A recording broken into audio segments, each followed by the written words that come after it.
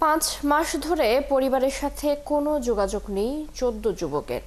দালালের প্রলোভনে ভাগ্য বদলের আশায় ইতালির উদ্দেশ্যে দেশ ছাড়েন মাদারীপুরের রাজৈর উপজেলার বাজিতপুর ইউনিয়নের 3 গ্রামের এই যুবকরা। লিবিয়াতে যাবার পর থেকে দালালের হাতে জিম্মি হয়ে পড়েন। মুক্তিপণের টাকা দাবি করে দালাল। অসহায় পরিবারগুলো ভিটেমাটি বিক্রি করেছেন তাদের মুক্তির আশায়, কিন্তু এখন যোগাযোগই করতে পারছেন না যুবকদের সাথে। পুলিশ কর্মকর্তারা বলছেন লিখিত অভিযোগ পেলে ব্যবস্থা নেওয়া হবে। আরিফুর রহমানের তথ্য ছবিতে প্রতিবেদন।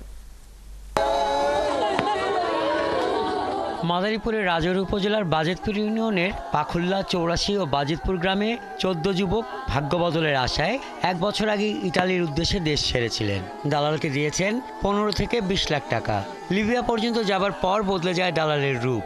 তাদেরকে জিম্মি করে পরিবারের কাছে 30 থেকে 40 লাখ টাকা মুক্তিপণ দাবি করা হয়। ভিটেমাটি বিক্রি করে ঋণ নিয়ে মুক্তিপণ দিয়েছে অনেক পরিবার।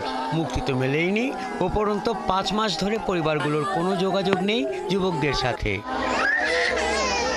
প্রতিটি ঘটনায় ভুক্তভোগীদের কাছ থেকে উঠে এসেছে বাজিতপুর গ্রামের বাবুল হাওলাদার, তার স্ত্রী চুন্নু বেগম, 2 মেয়ে সোনিয়া এবং শশীর নাম।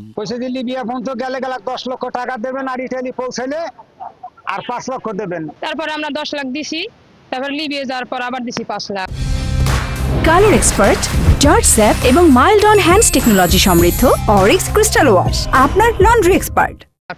কইছে গেম দিন, দেওয়ার পর এরপর কয়দিন পর আবার চাইতে লাগ যেটা গেম দিন। পাসপোর্ট নিয়েই 16 লাখ, 16 লাখের পরে আবার নিচে 5 লাখ, 5 লাখের পরে আবার 15 লাখ নিচে। নিখোঁজ যুবকদের পরিবারের দাবি তারা যেন দ্রুত তাদের প্রিয়জনের খোঁজ পান এবং এই মানব পাচারের ঘটনার বিচার হয়। আমার ছেলের বাবুল আলাদার নিছে, সোনি আর সোনির এই বোনের শশী, এই 3 জনের টাকা পয়সা বেশ কি আমরা সব কিছু ডুড়াই দিছি এই বাবুল আলাদার মাফিয়া। এই মাফিয়া এনে পলাইছে স্যার। বাগনা নিজের কাছে নিয়ে আবার সাদ্দামের কাছে দিয়েছে, সাদ্দামের কাছে দিয়ে নিখোঁজ করতে ঠিকছে। এই খুনির বিচার চাই আমরা, এই বাবুল আলাদারের মৃত্যু চাই, ফাঁসি চাই। নিখোঁজ স্বজনদের পরিবার থেকে লিখিত অভিযোগ পেলে তদন্ত করে আইনগত ব্যবস্থা গ্রহণ করা হবে বলে জানান জেলার অতিরিক্ত পুলিশ সুপার। আমাদের ফেসবুকে কিন্তু এই ধরনের প্রচারণা চলছে যে আপনারা এই ধরনের প্রতারকদের খপ্পরে পড়ে কেউ তাদের জীবনের রিস্ক নিয়ে লিবিয়া হয়ে ইতালি যাওয়ার চেষ্টা করবেন না। এই ধরনের প্রচারণা কিন্তু আমাদের চলমান রয়েছে। নিখোঁজ 14 জন যুবক হলেন পাখুল্লা ও চৌরাশি গ্রামের সালমান ব্যাপারী, বাবুল শিকদার, সাজ্জাদ বয়াতি, বাদল মাতব্বর, লিটন রায় ও বাঁধন বারুই। বাজিতপুর গ্রামের ইমন চৌকিদার, নয়ন মাতব্বর, খলিল খালাসি, সোহেল চৌকিদার, গৌতম বারুই, ইমরান সর্দার, আলামিন বয়াতি এবং আলী ঘরামি। হাসান আহমেদ, 71। এ বিষয়ে আরো জানাতে মাদারীপুর থেকে আমাদের সাথে যুক্ত আছেন সহকর্মী আরিফুর রহমান। কথা বলবো তার সাথে। আরিফ, আমরা দেখতে পাচ্ছি যে 14 যুবক নিখোঁজ রয়েছে, তাদের স্বজনরা পিছনে দাঁড়িয়ে আছেন। কি বলছেন তারা? কোনো ধরনের যোগাযোগ করা কি সম্ভব হয়েছে কিনা, বা প্রশাসনের কর্মকর্তারা কি বলছেন এই বিষয়ে? উন্নত জীবনের আশায় সমুদ্র পথ পাড়ি দিতে গিয়ে অনেকে নিঃস্ব হয়েছেন, কেউ নির্যাতনের শিকার হয়েছেন, কেউ জীবন শেষ হয়ে গেছে। এরকমই মাদারীপুরের রাজৈর উপজেলার বাজিতপুর ইউনিয়নের 14টি পরিবারের 14 জন যুবক আজকে প্রায় 5 মাস যাবৎ নিখোঁজ রয়েছেন। এখানকার স্থানীয় বাবুল হাওলাদার এবং তার 2 মেয়ে এবং তার স্ত্রী সহ 4 জন এই গ্রামের সহজ সরল মানুষকে এই প্রলোভন দেখিয়ে তাদেরকে কিন্তু এই বিভিন্ন সময় বিভিন্ন তাদের বাড়ি গিয়ে তাদেরকে টাকা পয়সা হাতিয়ে নিয়েছে। এবং তারা শুরুতে কিন্তু প্রথমেই প্রত্যেকটা পরিবারের কাছে 15 থেকে 20 লক্ষ টাকা নিয়ে তারা বলছে যে লিবিয়া হয়ে তাকে ইটালি নিয়ে যাবে। কিন্তু যখন লিবিয়া গেছে তখন দেখি মাফিয়াদের হাতে কিন্তু তারা বন্দী সহ যখন মুক্তি নির্যাতন শুরু করেছে। এই নির্যাতনের পরে তারা কিন্তু প্রত্যেকটা পরিবার যখন নির্যাতনের ভিডিও, নির্যাতনের অডিও কল পায়, তখন কিন্তু তারা আসলে অসহায়, তাদের ভিটা বাড়ি এবং বিক্রি করে কিন্তু তারা এই টাকা পয়সা দিয়ে তারা একটু ছেলের মুক্তিপণ আদায় করতে চাচ্ছে। কিন্তু তারপরে কিন্তু তারা কোনো ছেলের কিন্তু এখন পর্যন্ত প্রায় 5 মাস পর্যন্ত খোঁজ খবর পাচ্ছে না।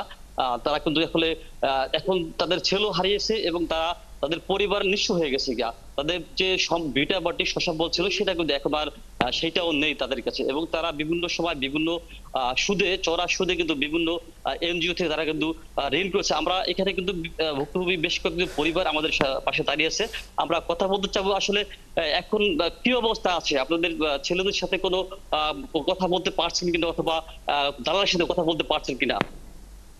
না, এখনো কোনো দালালের সাথে কোনো কথাবার্তা বলতে পারিনি, ছেলেদের সাথে কোনো কথা বলতে পারিনি। কতদিন ধরে কথা বলতে পারেন না? 5 মাস ধরে কথা বলতে পারি। তো আপনার কাছে আমি জানতে চাবো আসলে এই ছেলে কিভাবে নিখোঁজ হইলো এবং এখন কি অবস্থায় আছে? আসসালামু আলাইকুম।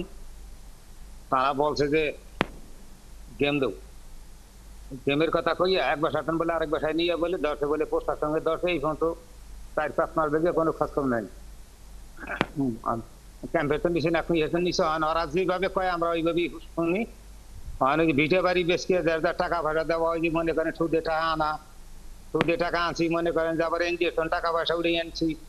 অনেক যারা দেনে ফেনা পাবে ধানের পর সুদের পর টাকা পয়সা আনছে, হ্যাঁ আমাকে বাড়ি থেকে বইতে ওলা পারে 5-6 মাস দিলে কোনো খোঁজ খবর নাই। আর খারাপ ফোন দিলে আমাকে ফোন তারা কিন্তু এখনো কিন্তু কোনো দালাল চক্র যারা আছে সে কিন্তু বাড়িতে আসলে নিখোঁজ হয়েছে, তার বাড়ি কিন্তু তালাবদ্ধ অবস্থায় এখন আছে, তাদের কিন্তু পাওয়া যায় নাই। আমরা এই বিষয়ে মাদারীপুর প্রশাসন অতিরিক্ত পুলিশ সহ ভাস্কর স্যারের সাথে কথা বলছি। তিনি আমাদেরকে জানিয়েছেন যে যেহেতু এখন পর্যন্ত কোনো মামলা হয় নাই, তাই কিন্তু তারা কিন্তু এই বিষয়ে কোনো কিছু করতে পারছে না। যদি তারা এই বিষয়ে কোনো মামলা অথবা অভিযোগ দেয় তাহলে কিন্তু তারা আইনগত পদক্ষেপ দেবে। তিনি আমাদেরকে আরো জানিয়েছেন যে আসলে এই অবৈধ পথে বিদেশ যাত্রাটা আসলে ঝুঁকিপূর্ণ, এই কখনো যদি এই ঝুঁকিপূর্ণ পথে তারা পাড়ি না দেয়। চৈতি। আরিফ, ধন্যবাদ আপনাকে যুক্ত হবার জন্য।